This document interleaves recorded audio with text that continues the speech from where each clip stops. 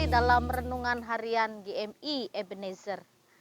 Kenakanlah seluruh perlengkapan senjata Allah, supaya kamu dapat bertahan melawan tipu muslihat iblis. Kita berdoa. Kami bersyukur untuk hari baru yang Tuhan berikan bagi kami. Hari ini merupakan satu anugerah, karena Engkau senantiasa mempercayakan banyak hal di dalam hidup kami. Kami percaya hari ini juga semua yang akan kami alami itu semua karena kasih dan anugerah-Mu. Berkati kami sepanjang hari ini dan semua kegiatan kami mau berserah kepadamu. Oh Tuhan, sebelum kami melakukan pekerjaan dan aktivitas kami ingin mendengar firman-Mu. Biarlah firman-Mu ini juga memberi penerang dalam setiap langkah hidup kami, untuk kami tetap berpegang teguh kepadamu. Di dalam dan demi Yesus Kristus kami berdoa dan mengucap syukur. Amin. Pagi ini kita akan bersama-sama merenungkan satu tema firman Tuhan. Janganlah engkau mencobai Tuhan Allahmu. Bapak, Ibu, serta saudara-saudari, di dalam pelayanan sebelum Tuhan Yesus melayani dan sesudah dibaptis di Sungai Yordan, Tuhan Yesus dicobai oleh iblis. Lalu iblis beberapa kali mencobai Tuhan Yesus. Dan ketika menghadapi cobaan, tantangan, godaan dari iblis, Tuhan Yesus selalu berkata, ada tertulis, artinya ada firman Tuhan.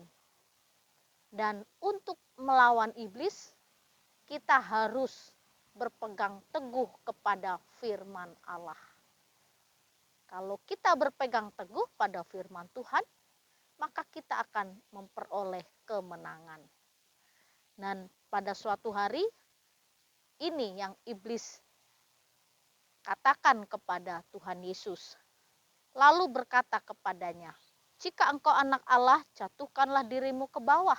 Sebab ada tertulis mengenai engkau, ia akan memerintahkan malaikat-malaikatnya, dan mereka akan menantang engkau di atas tangannya, supaya kakimu jangan terantuk kepada batu.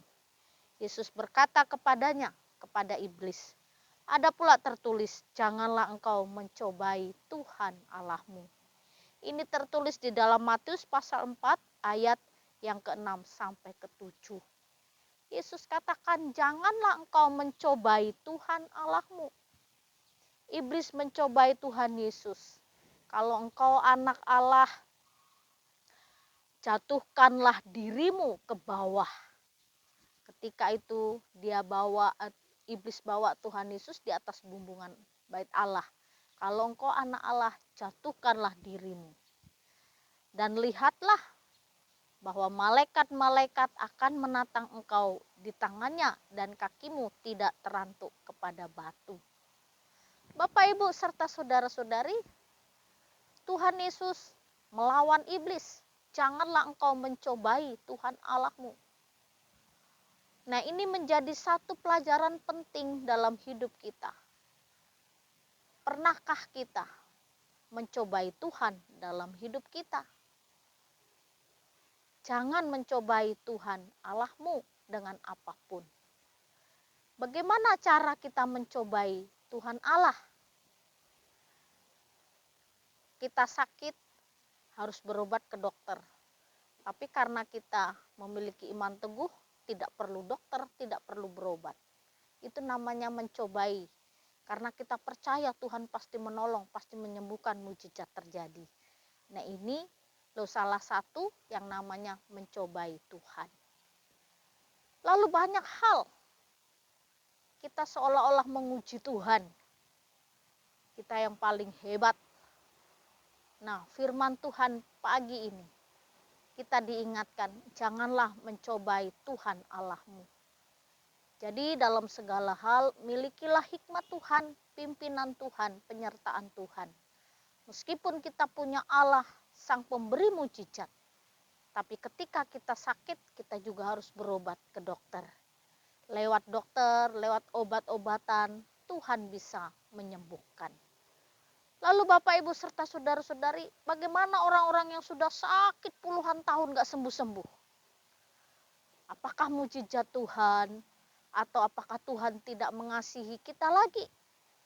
Banyak yang sakit puluhan tahun sehingga tersiksa oleh sakitnya. Bagaimana kita bisa menerima situasi yang seperti itu?